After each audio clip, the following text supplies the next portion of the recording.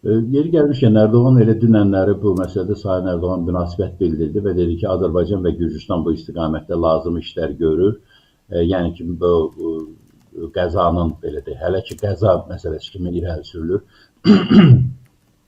Bu məsələlərdə və tezliklə yəni ki, qara qutu açılandan sonra deyəcək. Amma siz deyən məsələlər Sevinç xanım, yəni Azərbaycanda, Türk dünyasında, Türkiyə və Mərkəzi Asiya ilə baş verən proseslərdə istər-istəməz siz dediyiniz o psixoloji şuuraltı belə deyək ki, biz də düşünürük ki, bu nə ilə bağlı ola bilər? Məhz Azərbaycanda keçirilən parad, Türk dünyası, Türkistan, Cənubi Qafqaz və bütövlükdə Türkiyə NATO ölkəsinin yaxınlaşması. Təbii ki, biz fikirləşirik ki, burada ilk qıcıq doğuran ölkə Rusiya olacaqdır. Yəni ki, İran da bunu istəmir təbii ki, amma İranın o imkanları, tutaq ki, Gürcüstan üzərində hansısa belə deyək ki, bu səbəb yarada biləcək bir addım atması demək olar ki, az inandırıcıdır. Sadəcə olaraq Rusiyanın imkanları ola bilər bu istiqamətdə. Siz bilirsiniz ki, texnologiya elə inkişaf edib ki, bu saatları raket atmadan da hansısa bir şəkildə sıradan çıxartmaq mümkündür. Amma gəlin açıq deyək, mən şəxsən bir ehtimalım daha çox o texniki məsələlərlə bağlıdır, nəinki. Çünki bilirsiniz, nə xarici müdaxilənin izləri var, nə də ki, adətən hətta raket atılışı olsaydı, çöldən bir müdaxilə olsaydı, hətta belə deyək, bütün cihazlar sıradan çıxarılmış olsaydı belə də, bu digər şəkildə pilotların bir mesajları olmalıydı.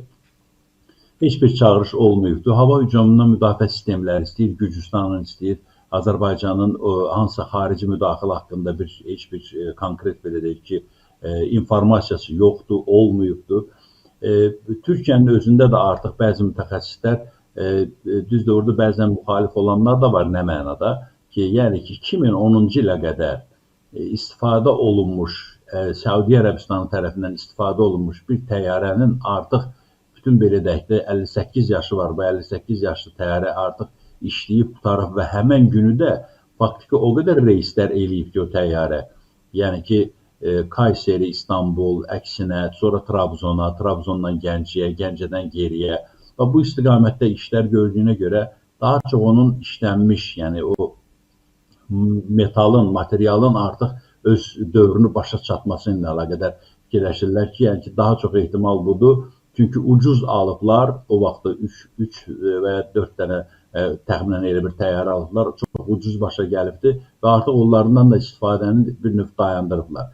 Yəni mən yenə deyirəm, baş verən hadisələr siz dediyiniz kimi şuuraltı bizdə o fikri yaradır ki, yəqin bütün bunlardan asan qisas almaq üçün bu yenidir. Amma çünki başqa cür fikirləşək ki, Türkiyə-Azərbaycan münasibətlərini pozmaq üçün özləri də bilirlər ki, bu işdə Türkiyə-Azərbaycan münasibətləri korlanası deyil, soyuqluq da yaranası deyil. Düzdür, biz bilirik ki, Türkiyədə bəzi qruplar, onlara İran qruplaşması da deyilir, Fələstin qruplaşmasıları da deyirlər. Onlar Azərbaycanı hədəf alan müəyyən belə deyək ki, çıxışlar elədilər, yaydılar və dövlət başçısı səviyyəsində belə, Erdoğan səviyyəsində, hətta partiya sədri, dövlət başçısı səviyyəsində onlara cavablar verildi ki, qara qutunu gözləyin, yanlış fikirlər səsləndirməyin.